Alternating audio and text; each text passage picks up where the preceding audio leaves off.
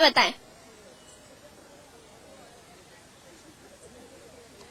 तो कहीं ना कहीं महिलाएं खुद जिम्मेदार हैं कि सशक्तिकरण नहीं हो पा रहा, शोषण हो रहा है, क्योंकि हम कहीं ना कहीं खुद एक दूसरे के दुश्मन बन जाते हैं।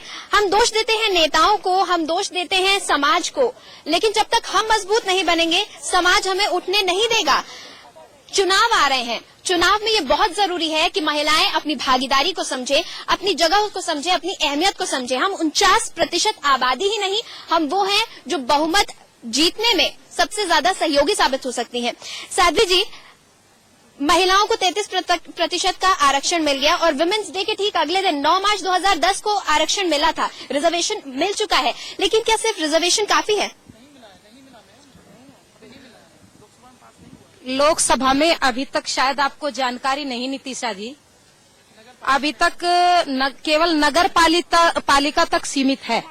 लोकसभा में अभी तक पारित नहीं हुआ और ये देश का दुर्भाग्य है कि इस देश की आबादी बराबर की है और बराबर की आबादी में महिलाओं को जो वास्तव में उचित स्थान दिया जाना चाहिए वो देश का दुर्भाग्य है। और सबसे ज्यादा दुर्भाग्य मैं इसलिए कह रही हूं कि इस देश के अंदर सबसे ज्यादा जो शासन किया वो कांग्रेस पार्टी ने किया और भ्रष्ट नीतियों के कारण वो आज तक बिल को ही नहीं लेकर के आई, महिला जो आरक्षण बिल है, ताकि वो पास हो जाए।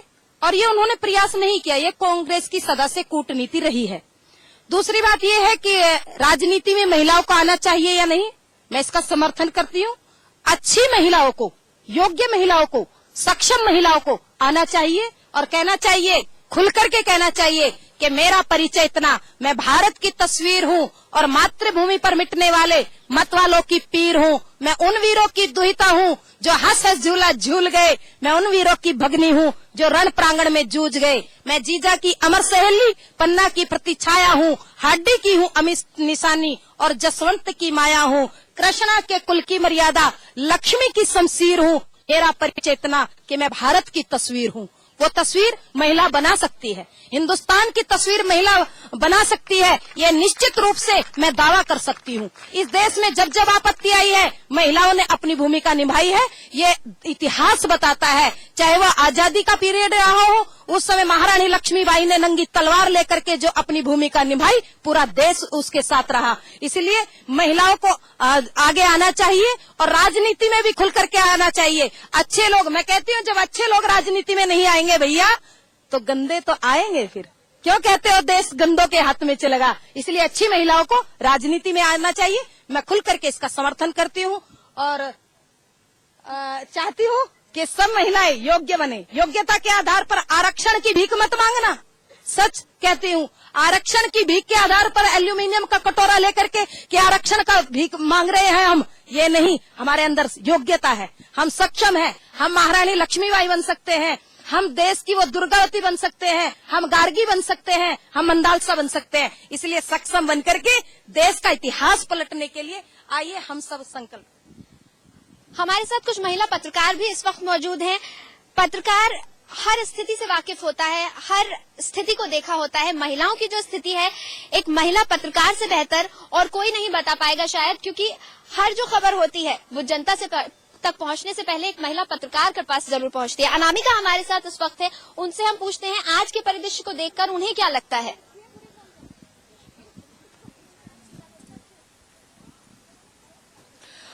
अगर महिलाओं के लिहाज से देश की स्थिति की बात की जाए तो जैसा कहा जाता है कि पुरुष प्रधान समाज है, बहुत ज्यादा हद तक ये बात साबित भी होती है कि पुरुष प्रधान समाज है।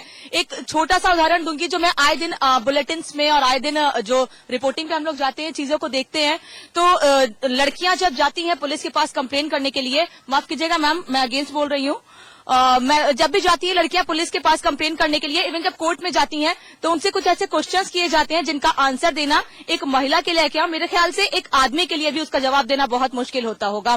तो उनसे ऐसा सवाल क्यों किया जाता है? बहुत कम ऐसी महिलाएं हैं जो पुलिस में जाना चाहती हैं। क्यों? क्योंकि उन्हें लगता है कि शायद उनके साथ वहां पर सही बिहेव नहीं होगा। अगर वहां पर महिलाएं उस क्षेत्र में नहीं जाएंगी तो महिलाओं को शायद न्याय नहीं मिल पाएगा। और एक पत्रकार होने के नाते और हम लोग चीजों को देखते हैं, लोगों की परेशानियों को समझते हैं, उसके नाते एक सवाल मैं मैम से पूछना चाहती हूँ। एसएचओ मैम हमारे साथ हैं। मैम आपसे एक सवाल पूछना चाहती हूँ कि आप जैसे अपने आसपास देखती हैं, जब भी कोई कंप्लेन आती है तो जो आपके साथी होते हैं, पुरुष साथी होते हैं, क्यों अधिकतर ऐसा बिहेव किया जाता है लड़कियों के साथ में कि आप जाइए, पहले प्रूफ लेके आइए, आपके साथ कहां पर हुआ था, किस तरीके से हुआ था, आप किस स्थिति में थी।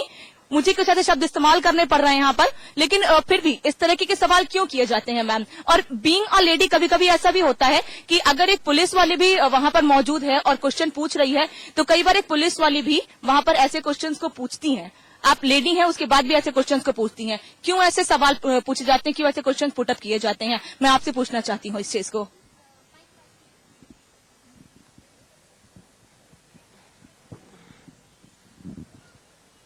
मैडम ने बहुत अच्छा सवाल किया है और मैं उसका जवाब देना चाहती हूँ कि पुलिस का जो रेगुलेशन है 1861 का बनाया हुआ है और तब से अब के समाज में बहुत अंतर आ चुका है। और आप यहाँ देख रहे हैं एनसीआर में कम्युनिटी पुलिसिंग स्टार्ट हुई है। उस कम्युनिटी पुलिसिंग के माध्यम से आज मैं आप लोगों के बीच बैठी हुई हूँ और तमाम एनजीओ के माध्यम से हम स्कूलों कॉलेजों में जाकर लॉ अवेयरनेस के प्रोग्राम चला रहे हैं और लोगों को बता रहे हैं कि what is your rights.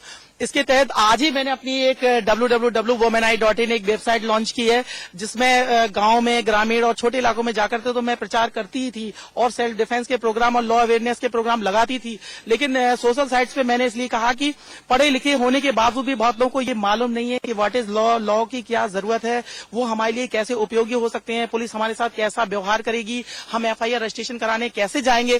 So for kind information मैं आपको ये भी बता दूं कि अभी हाईकोर्ट और सुप्रीम कोर्ट की एक रूलिंग आई है। महिला थाना खोलने का उद्देश्य ही ये था कि महिला संबंधी जो भी अपराध होते हैं उनकी इन्वेस्टिगेशन महिला पुलिस अधिकारियों द्वारा की जाए और ताकि महिलाएं खुलकर अपनी एक एक बात बता सकें। आपने कहा कि कहां हुआ था, कैसे हुआ था, किन परिस्थितियों में हुआ था, ये इन्वेस्टिगेशन के लिए बहुत जरूरी है। इसमें कोई बुरा लगने वाली बात नहीं है। आप जेंट्स नहीं, पुलिस अफसर, महिला पुलिस अफसर जो है बलात्कार संबंधी और महिला अपराधों संबंधी मुकदमों की विवेचना करती है, मैं खुद करती हूं। लेकिन वो कंडीशंस जाननी और कहां किस तरह से घटना घटी बहुत जरूरी है। उस हिसाब से हम इन्वेस्टिगेशन को अपनी एक नई दिशा देते हैं ताकि आगे जब लड़ना पड़े हमें कोर्ट में जाके तो एक एक चीज को हम साबित कर पाएं और जो जिसने ये गलत काम किया है वो किसी भी सूरत में बचना और छूटना नहीं चाहिए। इसमें कोई बुरा मानने की बात नहीं है। इसीलिए हम कह रहे हैं कि आज समाज आगे बढ़ रहा है, हम लोग आगे बढ़ रहे हैं और हम लोगों को ज्ञान हो रहा है। हर क्षेत्र में हम आगे बढ़ रहे हैं। हम बीट कर रहे हैं सबको। कहते हैं कि पुरुषों में ज्यादा पढ़े लिखे लोग हैं, मैं कहती हूँ नहीं, महिलाओं में ज्यादा पढ़े लिखे लोग हैं। जो पढ़ी लिखी नहीं भी है वो पुरुषों से ज्यादा सिंसियर है। आप देखिए कि हम वोट कास्ट करने में पुरुषों से आगे, जबकि जनसंख्या हमारी उनसे कम है। और हम ये कहीं ना कहीं डिसाइडिंग स्टेज पे खड़े हैं कि हम इस गवर्नमेंट को फॉर्म करेंगे, इस गवर्नमेंट को फॉर्म करेंगे। यही सोच करके जो है ये लोग डरने लगे हैं कि महिला आरक्षण नहीं दे रहे हैं, बल्कि उसमें नेता लोग खड़े होकर के ये बांटते हैं कि ओबीसी मिला दो, इसमें SC मिला दो, SC ST मिला दो, ताकि हम सिर्फ हम महिलाएं रहना चाहते हैं, हम कास्टेज में बटना नहीं चाहते। उन तक ये मैसेज मैं देना चाहती हूँ कि हम ना बटे और हम आगे बढ़े और हम कुछ कर जाएंगे, कर दिखाएंगे। इस बात से अब उन लोगों को डर लगने लगा है और मैम को मैं ये बताऊंगी कि ऐसे क्वेश्चन से बिल्कुल ना डरे। और एक पुलिस अधिकारी अगर अकेले में आपका स्टेटमेंट नोट करता है तो आप बिल्कुल निर्भीक होकर एक एक सवाल का जवाब दें। Thank you so much. बिल्कुल, सबसे पहले तो निडर बनना होगा। अगर हम पुलिस के पास नहीं जाएंगे तो हमें इंसाफ नहीं मिलेगा, खुलकर बताएंगे नहीं तो पुलिस इंक्वायरी ठीक से नहीं कर पाएगी। मैं चाहूंगी आप सब एक एक कर अपना हाथ खड़ा करें और जो भी आपके मुद्दे हैं, जो जिस क्षेत्र में आपको लगता है कि अभी भी कमी बाकी है, वो अपना हाथ खड़ा करें और हमें बताएं क्या क्या उम्मीदें अब भी लगाए हुए हैं आप लोग। बिल्कुल, पहले अपना इंट्रोडक्शन दीजिएगा। मेरा नाम नेहा है और सन 2012 नवंबर में मैंने एक लेडी को देखा था जिनकी चेन खींची जा रही थी और मैंने उस बदमाश को पकड़ा था, पीटा था, पुलिस के हवाले किया था। और यहाँ पर मैं सीरियसली हाईलाइट करके ये बात कहना चाहती हूँ कि पुलिस बहुत सपोर्ट करती है। पॉइंट सिर्फ ये है कि आप घर से निकले और वहां तक जाकर के बात करें। जब मैंने ये काम किया था किसी पुलिस वाले ने मुझे तंग नहीं किया। हर एक पुलिस वाले ने, मतलब जो हमारे लोकल से आज तक भी जब वो मिलते हैं तो सबसे पहले सलामती पूछते हैं। अब मैं करती हूँ बात, आपने कही मुद्दे की। आज के समय में हम खुद देख रहे हैं कि हमने नारी की जो इमेज है ना, थोड़े समय पहले इन्होंने गार्गी मदालसा का नाम लिया, इन्होंने बताया बहुत बड़े बड़े नाम है, लेकिन आप देखिए आज की डेट में हमारा कल्चर क्या हो गया है। हमने नारी को एक उपभोग की वस्तु बना दिया है। ऐड होगा परफ्यूम का, लड़की नंगी खड़ी होगी, भाई किस लिए? आप लड़कियों को इज्जत की चीज दिखाएंगे तो लोग उनकी इज्जत करेंगे। अब देखिए बड़ी दुर्भाग्यपूर्ण बात है कि एक बहुत बुरा इंसिडेंट हुआ, रागिनी MMS के नाम से बहुत बड़ा प्रचलित हुआ। अब उस पर पिक्चर बन रही है, और पिक्चर भी कौन इंपोर्ट कर रहे हैं? हम एक पॉर्न स्टार को उसको स्टार कास्ट करने के लिए। देखिए ना हमारे समाज का स्तर क्या गिरता जा रहा है, हम कर क्या रहे हैं। इन चीजों को हमें अपोज करना चाहिए। यहाँ पर महिला आयोग, जो महिला आयोग है, यहाँ पर उसका फर्ज बनता है कि वो इन चीजों के ऊपर एक लगाम लगाए। ये जो उल्टे सीधे ऐड आते हैं, हम टीवी बैठ करके अपने माताओं पिताओं के साथ नहीं देख सकते। उसका कारण जो है, इसको दूर करने की कोशिश करें। Thank you. अब जैसे कि निर्भया कांड हुआ, निर्भया कांड के बाद सबने ये सोचा कि दिल्ली सहम गई, दिल्ली डर गई, या लोग डर गए, या बलात्कारी डर गए। कहाँ बलात्कारी डर गए? मैं तो कहती हूँ और अधिकता हो गई, उन्हें और आगे अपराध करने की क्षमता उनकी बढ़ गई, मौके मिल गए। किस कारण? इस कारण मिल गए कि क्या है, आज हमारा जो कानून है वो लचीला है। हमारे कानून को लोग लचीला कहते हैं, जबकि बाहर के देशों में ऐसा नहीं है। हिंदुस्तान में कानून लचीला है। निर्भया तो 1 महीने के अंदर चल बसी, निकल गई, शहीद हो गई, और वो अभी तक क्या कर रहे हैं? एक व्यक्ति को उसको बोल दिया कि नाबालिग है, और मात्र 3 साल की सजा, मात्र 3 साल की सजा, और उसके बाद वो फिर आएगा, फिर उसमें क्षमता बढ़ेगी, फिर उसका अपराध बढ़ेगा, और बाकी अभी तक झूल रहे हैं। कैसे? कि आज फांसी होगी, कल होगी, फिर राष्ट्रपति पर जाकर लगाई जाएगी गुहार। ऐसा क्यों ना किया जाए कि कोई भी ना सुनवाई हो, कोई भी ना अपील हो, सीधा फांसी पर चढ़ा दिया जाए, उसी वक्त चढ़ा दिया जाए। बिल्कुल।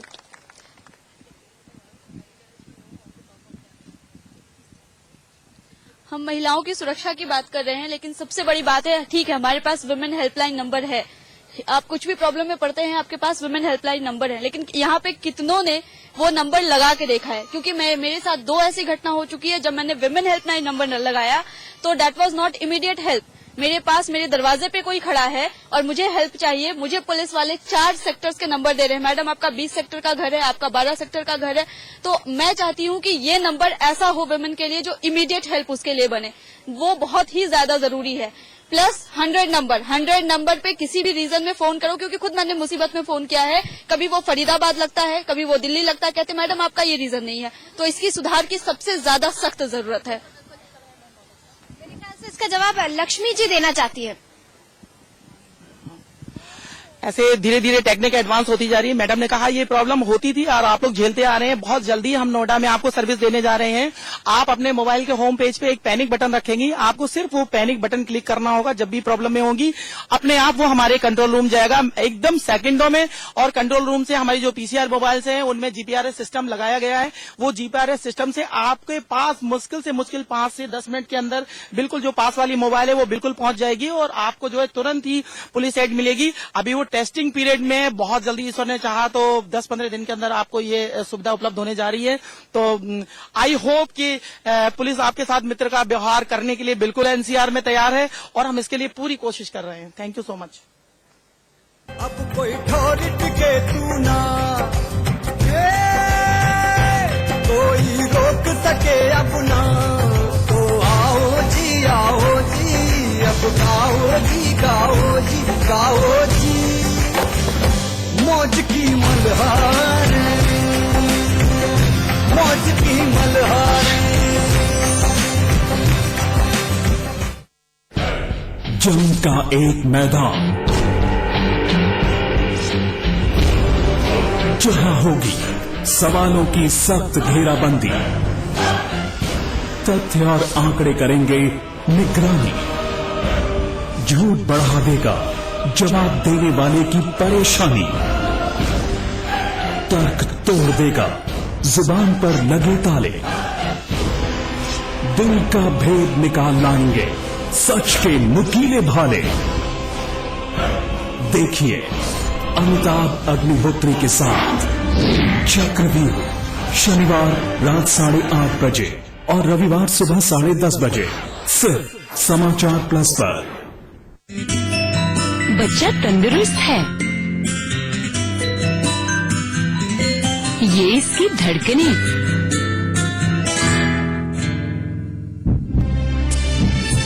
सिगरेट बुझाओ उसे। डॉक्टर घबराइए नहीं, बच्चा एकदम ठीक है। धूम्रपान छोड़िए ताकि आपका बच्चा चैन की सांस ले सके।